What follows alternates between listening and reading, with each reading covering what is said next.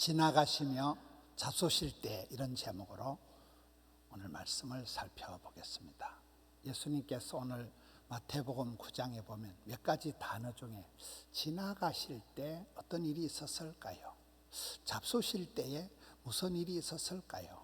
두 가지 단어를 가지고 오늘 말씀을 살펴보려고 합니다. 어떤 사람은 성경 중에 제일 좋아하는 성경이 이 또한 지나가리라, 그 말씀을 좋아한다더라고요. 아픈 일도 지나가고 좋은 일도 지나가고 다 흘러간다는 거예요. IMF도 지나가고 코로나도 지나가고 모든 건 지나갑니다. 예수님께서는 스쳐 지나가는 길목에서 오늘 마태라는 이 세관의 제자를 불러 세우는 게 오늘 본문의 모습입니다. 여러분, 우리가 흘러가는 역사 속에서 주님에게 촛대가 항상 움직이는 걸 생각해야 돼요. 촛대가 움직입니다. 축복권이, 장자권이 늘 움직인다는 거예요. 주님의 촛대가 움직이기 때문에 우리가 주님을 잘 바라봐야 됩니다. 주님께서는 한 곳에 머물러 계시질 않는 거예요. 오늘 예수님께서 길을 지나가시는데 그 길을 지나가시다가 제자를 불러 세웁니다. 예수님께서 제자들을 선택하는 것을 보면 면접을 본다거나 신체 검사를 한다거나 오디션을 하는 게 전혀 없어요. 그냥 지나가다 막 불러 제킵니다. 왜 그럴까요? 지나가시는 길목에서 그냥 제자들을 불러 세운다는 거예요. 요새 말로 하면 길거리 캐스팅이겠죠. 예수님은 사랑의 본체시기 때문에, 구세주이기 때문에 누구를 만나도 예수님의 제자를 만들 수가 있는 능력자이기 때문에 그렇습니다. 여러분, 우리는 오고 가는 세월 속에서, 시간 속에서 어떤 경우에는 참 죽음의 사자가 내 곁을 지나갈 수도 있고 어떨 때는 천사가 내 곁을 지나갈 수도 있다는 거예요. 흘러가는, 지나가는 시간 속에서 주님께서는 우리에게 어떻게 역사하실까요? 구약 성경에 보면 아주 드라마틱한 장면이 룻과 보아스가 만나는 장면입니다.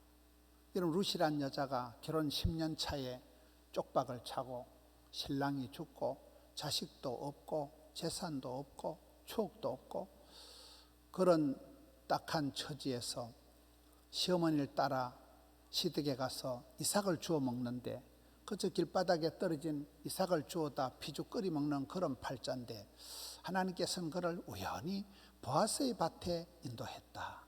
여러분, 성경에 우연이란 단어가 있을 수가 없어요. 우리의 만남은 우연이 아니라요. 근데 하나님께서 이 기가 막힌 섭리, 특별한 각별한 인연을, 하나님이 놀라운 손길로 중매를 하는 단어를 인간의 필설로 어떻게 설명할 수가 없고 우연이라는 단어로 이렇게 한 것이 룻기서 2장의 말씀입니다. 잠언 16장에 보면 사람이 마음으로 경영을 하고 준비를 하지만은 결제를 하고 응답을 하시는 분은 하나님이시다. 사람이 자기의 길을 계획을 하고 준비를 하지만은 OKSK 그 걸음을 결제하시고 인도하시는 분은 하나님이시라는 거예요. 그래서 우리가 열심히 준비를 하지만은 하나님이 우리에게 어떻게 결제하시느냐, 인도하시느냐가 중요합니다. 사도 바울은 내 걸어서 로마까지 갈 거다. 그가 걸어서 로마를 가려고 하는 것은 사람 욕심이 있어. 길 가다 사람 만나고, 사람 만날 때 복음을 전하고, 복음을 전하는 곳마다 교회가 세워지고 그렇습니다. 여러분, 우리는 길을 가다가 지나가고 마는 세월 속에서 어떤 사람은 특별한 인연이 만들어지는 것입니다. 부산의 배위량 선교사가 부산 앞바다로 들어와가지고 일본 요코하마에서 부산으로 들어와가지고 걸어서 이 밀양을 지나서 대구에 가가지고 대구에 그게 사랑채 집을 한 채 얻어가지고 거기서 살면서 그게 전도를 한 게 대구 제1교회, 범어교회, 남산교회, 대구에 큰 교회들이 14개가 세워졌습니다. 동산병원이 지어졌습니다. 개성고등학교, 신명여고 학교를 세웠습니다. 그분이 주일날은 이렇게 의료 봉사를 다니는데 의성군 같은 데 가면 그 다인면에 한 면 안에 교회가 18개가 세워져 있더라고요. 이런 요즘 시골의 한 면은 부산의 도시 아파트 한 단지만큼밖에 안 됩니다. 인구가. 그렇게 많은 교회를 세우고 그 의성 산골짜기 이런 데서 오정현 목사님 이런 분들이 다 거기 출신들이에요. 그 산골에서 가난한 동네에서 우리 선교사들이 복음을 전하고 복음을 전하는데 교회가 세워지고 외국도 그렇습니다. 가서 복음을 전하고 집회를 하고 그 동네에 교회가 세워지고 그렇게 역사가 만들어지는 것입니다. 번식의 원리가 디모데후서 2장에 보면 네가 다른 충성된 사람들에게 복음을 전하면 그 사람이 또 다른 사람들에게 복음을 전하면 기하급수적으로 복음이 흘러가는 것입니다. 또 다른 사람에게 복음을 전하고 또 다른 사람을 양육하고 세월이 흘러가면서 오늘 우리에게까지 복음이 흘러오는 것입니다. 그래서 인생의 중요한 것은 지금 여기다 이런 말이죠. 지금 여기 오 해피데이. 오늘 지금이 은혜 받을 만한 때요. 지금이 구원의 날이다. 여러분 지금 내가 은혜를 받아야 다음이 없어요. 인생은. 오늘 여기가 특별한 장소가 의미가 되어야 되는 것입니다. 야곱의 야복강, 다윗의 라마나옅, 바울의 다메섹, 삭개오의 뽕나무. 여러분 삭개오가 그 성경 누가복음 19장에 보면 예수님께서 그냥 지나가시는 길목에 해필 삭개오가 있어가지고 그가 팔자를 고치는 그런 역사가 일어나는 것입니다. 예수님은 지나가시고 삭개오는 키가 작고 또 그 시대 세리장이니까 아주 상도둑놈이다. 많은 사람들이 왕따를 시키니까 사람들 무리에 어울리질 못하고 외톨이로 있었지만 예수님이 지나가는 길목에 있었기 때문에 그가 예수님을 만나고 제자가 되는 역사가 일어나는 것입니다. 그래서 복 있는 사람은 항상 이 길목을 잘 잡아야 돼요. 낚시를 할 때도 포인트를 잘 잡아야 되고 이런 축구를 잘하는 사람은 골키퍼들은 위치 선정이 탁월한 거예요. 축구를 못하는 것들은 땡처리처럼 쫓아다니다 찬스가면 똥볼을 냈다 지르고 맞지만은 축구를 잘하는 사람 위치 선정을 하고 있으면 볼이 그 사람을 찾아간다고 그래요. 볼이 오는 흐름을 정확하게 알기 때문에 위치 선정을 하고 있다 그냥 헤딩을 해서 슛을 넣는 게 그게 골키퍼들이라는. 시편 1편에 보면 복 있는 사람은 죄인의 길에 오만한 자의 자리에 망할 놈의 자리에 재수 없는 사람 자리에 가지도 서지도 앉지도 않는 거예요. 위치 선정이 그렇게 중요합니다. 내가 어디에 자리를 잡고 누구랑 같이 다니냐에 따라서 어떤 길을 걸어가냐에 따라서 그 사람의 팔자가 달라질 수밖에 없습니다. 인생 삼중고에 시달리던 바디메오를 보세요. 예수님께서 제자들과 함께 여리고에서 나가실 때에 바디메오는 길가에 앉아요. 길가에 앉아서 뭐 했을까요? 예수님 지나가는 길목에 앉아 있으니까 찬스를 맞이하고 예수님을 만나면서 기적이 일어나고 그가 예수님이란 말을 듣고는 소리를 냅다 질러가면서 다윗의 자손 예수여 나를 불쌍히 여기소서. 그 순간 기적이 일어난 것입니다. 혈루병 여인을 보세요. 이 여인은 아이고 나는 뭐 예수님 앞에 설 자격도 없고 예수님 마주할 내가 체면도 아니고 나는 뭐 예수님 앞에 설 재간도 없고 12해나 혈루증을 알았으니까 여러분 12 숫자라는 건 12지파 12제자의 완전수예요. 만성 중증 환자라는 거예요. 그런 이 환자가 감히 예수님 앞에 서지도 말고 예수님 뒤로 가가지고 예수님 옷자락만 만지도 나는 병을 낫겠다. 그런 믿음을 가지고 나가니까 예수님이 걸음을 멈추고 따라 안심하라. 이 믿음이 너를 구원하였다 하니까 그 여자가 그 적시로 12년 동안 앓았던 만성 질환이 그냥 때깍 낫게 되는 기적을 맛보자니 항상 이 위치 선정이 중요하다. 주님이 지나가시는 길목에 있었다는 거예요. 디즈니라는 사람은 만화 영화의 선구자로 집에 기어다니는 지새끼를 보고 미키마우스를 만들어가지고 디즈니랜드를 만들고 많은 어린이들에게 꿈을 준 사람이 되었습니다. 지천에 깔린 게 돌멩이지만은 그 돌멩이 하나를 주어가지고 민족의 문제, 나라의 문제를 골리앗을 한 방에 해결한 사람이 다윗이잖아요. 여러분 이순신 장군이 신에게는 12척이 남아있습니다. 그 달랑 쪽배 12척이 있어도 막강한 왜군을 물리치는 것입니다. 주님 손에 붙들릴 때는 그 물맷돌 하나가 기적을 만드는 것입니다. 오고 가는 시간과 사람들 속에서 여러분, 영화 감독 같은 사람들은 길 가는 사람을 보고도 흙 속에서 자갈밭에서 보석을 캐내듯이 그렇게 사람들을 길거리 캐스팅을 해서 그 사람들이 스타가 되고 이런 일들이 많습니다. 오늘 우리가 여러분 이 시대를 살아갈 때 코로나도 지나가고 다 지나가는 세월 속에서 예수님께서는 길목에서 만날 때마다 기적을 베푸시고 만날 때마다 사람을 세우시고 도둑놈 소굴 같은 세관에서도 이런 마태를 불러가지고 오늘 마태복음의 저자 마태를 제자로 뻘떡 세우시는 분이 우리 주님이십니다. 우리가 오고 가는 세월 속에서 의미 없이 벌써 여러분 1월 마지막 주일입니다. 의미 없이 세월을 흘려보내지 말고 지나가는 길목에서 지나가는 흘러가는 세월 속에서 의미심장한 뜻깊은 그런 만남의 축복을 만들어 가야 됩니다. 두 번째는 여기 보면 예수님께서 바라보실 때예요. 첫 번째는 지나가실 때, 두 번째는 바라보실 때. 예수님께서 지나가시다가 이쁜이를 똑순이를 바라본 것이 아닙니다. 죄인 세리 마태를 바라보는 거예요. 사람들이 어떻게 그래 하냐 물을 때 여러분, 사람들은 스타를 바라보고 연예인을 바라보고 손흥민이를 바라보고 사람들은 뭐 센 사람 좋은 사람을 바라보지만 예수님은 나는 건강한 사람을 바라보는 게 아니다. 의사는 병든 사람에게 의사가 필요하다. 나는 의인을 부르러 온 게 아니다. 죄인을 불러서 구원시키러 왔다.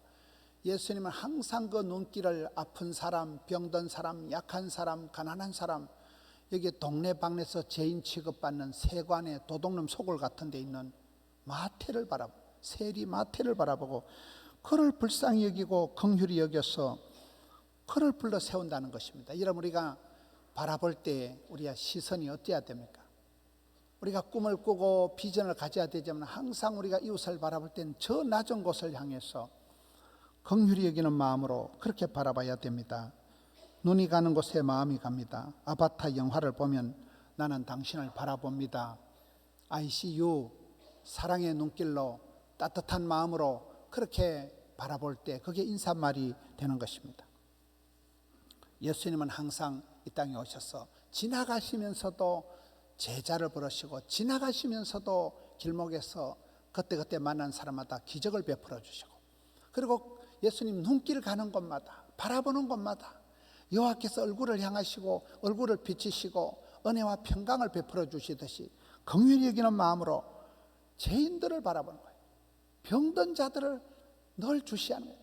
그래서 저와 여러분도 얼마든지 소망이 있는 거예요. 내가 아무리 아프고 약하고 내가 신통찮아도 주님은 잘난 사람, 이쁜 사람이 아니라 나 같은 죄인을, 나같이 부족한 사람을 주목하시고 불러주시고 고쳐주신다는 것입니다. 세 번째는 잡수실 때예요.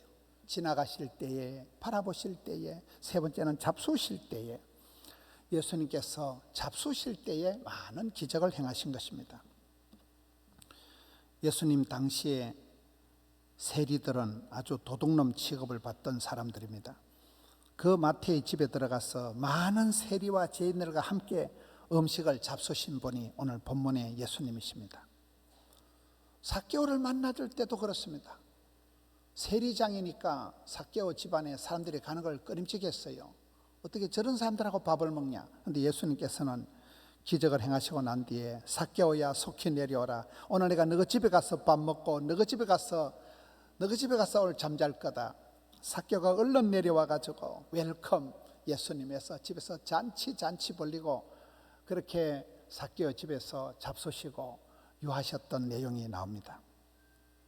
여러분, 사복음서를 보면 마태, 마가, 누가, 요한복음에 몽땅 기적이 나오는 게 오병이어 기적이에요. 예수님께서 음식을 나누는 것을 사복음서에 몽땅 나옵니다. 음식을 가지고 풍성하게 나누어지고 5,000명을 먹이고도 남은 것이 12강줄이가 있었습니다.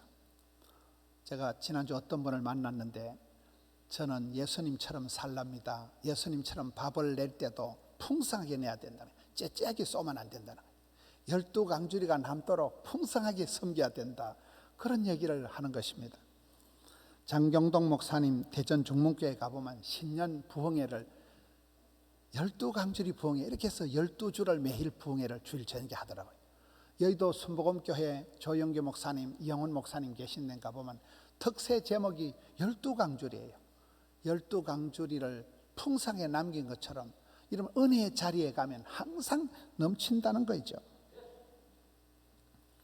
예수님께서 부활하시고 난 뒤에도 베드로를 신방 가실 때 보면 여러분 사복음서 마지막 요한복음 21장은 신학적으로, 철학적으로, 심리학적으로, 교육학적으로 특별한 본문이다 그래요. 그 예수님과 베드로의 대화가 아주 독특합니다. 실패한 베드로에게 예수님이 찾아오셔서 어떻게 합니까? 밥부터 챙겨 먹입니다. 밥은 먹고 사냐? 생선부터 구워가지고 부활하신 예수님이 베드로에게 생선 구워주고 아침 챙겨주는 게 내용입니다. 목구멍이 열려야 귓구멍이 열린다고, 먹은 놈은 말이 없고 죽은 놈은 말이 없다고. 아침부터 풍성하게 챙겨주면서 베드로를 고치고 치료하고 회복하고 교육하고 MT, OT 다 끝나버린다는 게 요한복음 21장 말씀입니다. 예수님께서 묻지도 찾지도 않고 밥부터 먹이고 네가 나를 사랑하냐 하니까 베드로가 얼마나 놀랬겠어요. 교훈을, 훈시를, 잔소리를 안 합니다. 밥만 먹이는, 밥만 먹이는.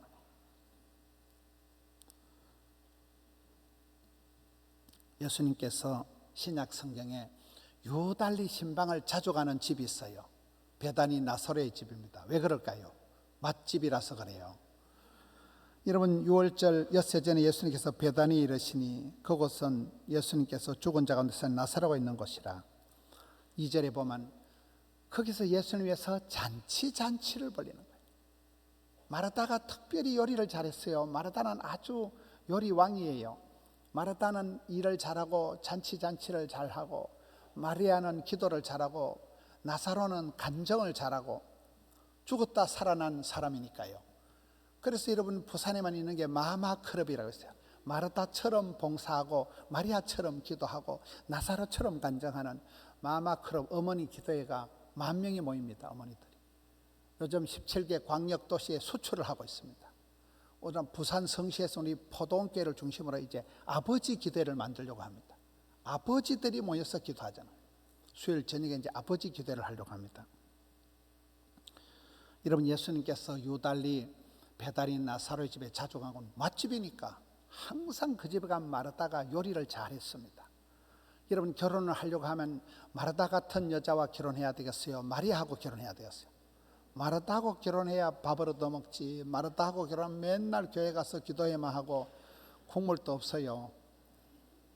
마르다처럼 잘 섬기고 마리아처럼 기도 잘하고 나사로처럼 간증거리가 있는 이 가정에 예수님께서 계속해서 신방을 가시고 유달리 자주 가신 가정이 되는 것입니다. 예수님 십자가 돌아가시고 난 뒤에 제자들이 낙심을 하고 다 흩어집니다. 그때 낙심한 제자들이 엠마오 도상으로 터벅터벅 걸어갑니다. 예수님은 돌아가셨고 할 일도 없고 가자, 촌에 가서 이제 농사나 짓자. 엠마오 도상에 낙심한 제자들이 우울증이 재발한 듯이 그렇게 낙심천만하게 걸어갈 때 예수님께서 그들에게 나타나셔서 말씀을 하시는데 말귀를 못 알아듣는 거예요.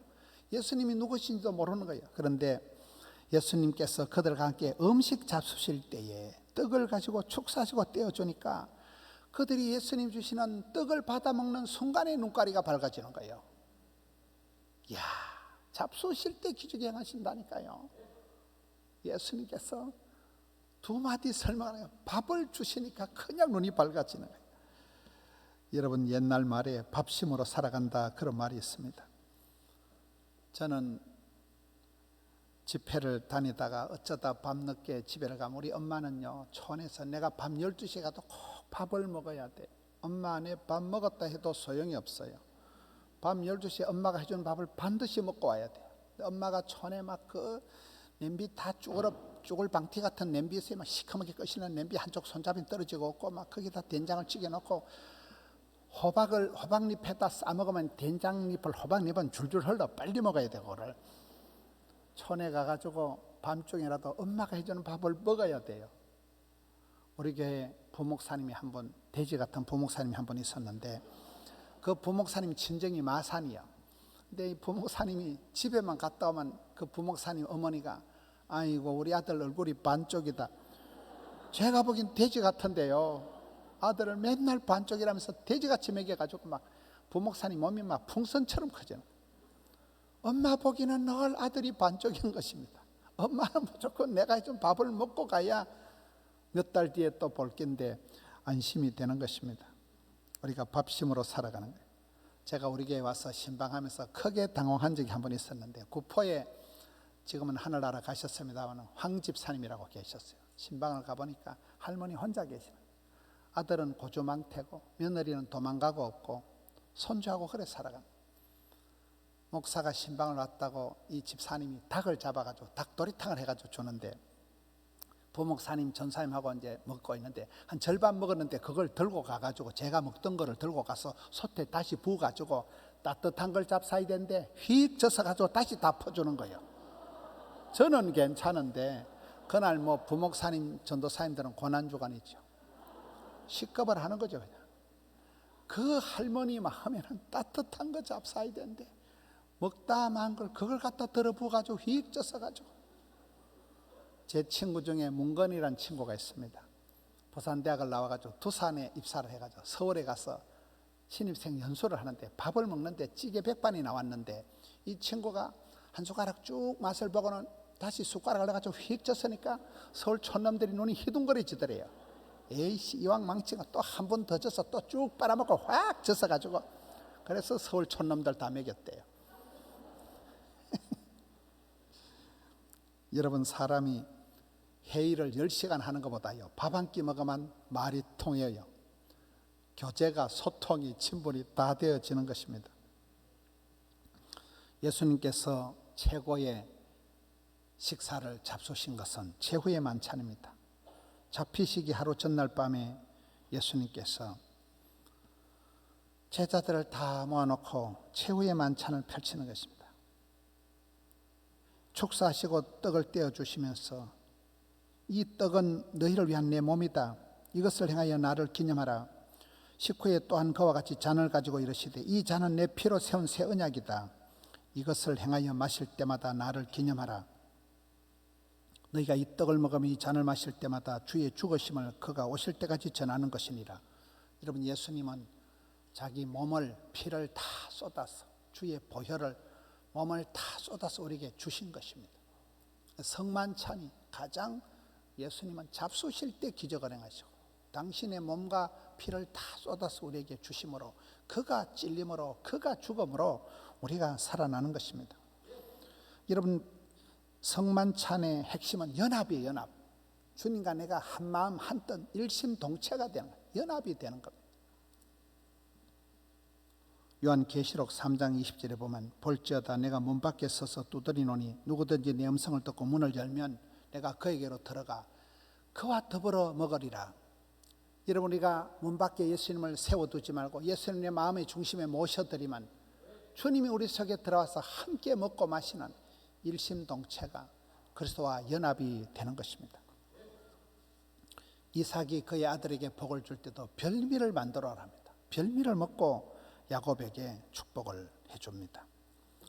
유대인들의 가정교육은 밥상머리 교육이에요. 유대인들은 여러분 온 가족이 절기 때 명절에 6월절에 설날에 다 모여가지고 그때 키파라고 빵모자 같은 걸 쓰고 호빗이라고 똥냄비 뚜껑 같은 떡을 뜯어먹어서 들으라 이스라엘아 하나님은 하나이시니 할머니가 할아버지가 아들 손녀들 앉혀놓고 세대 차이를 넘어서서 그때 탈무드를 미드라시를 여러분 천재교육을 자녀교육을 하는 게 밥상머리에서 식탁 공동체에서 그게 유대인들의 하브루타 밥 먹으면서 질문하고 대답하고 응답하고 물어보고 이게 유대인들의 교육입니다.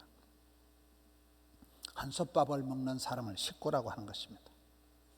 한국 사람들이 얼마나 진화력이 뛰어난가 하면 식당에 가면 1분 만에 모든 여자를 이모를 만든다는 거예요.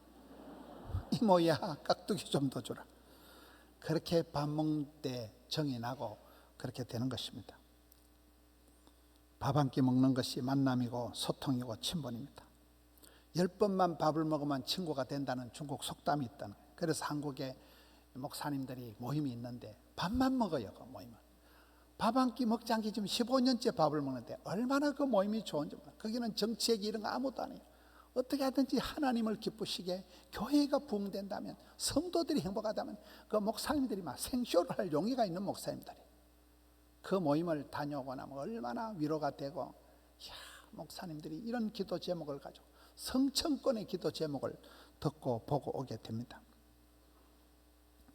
어른이 될수록 입은 닫고 주머니는 열어라, 이런 말이 있습니다. 저는 우리 성도님들이 코로나가 지나가고 이 어려운 때에 코로나 때문에 만나지도 못하고 모든 게 봉쇄되었다가 이제 코로나가 풀리는데 지나가실 때에, 바라보실 때에, 그리고 잡수실 때에 기적이 일어난 것처럼 여러분 밥을 사시기를 바랍니다.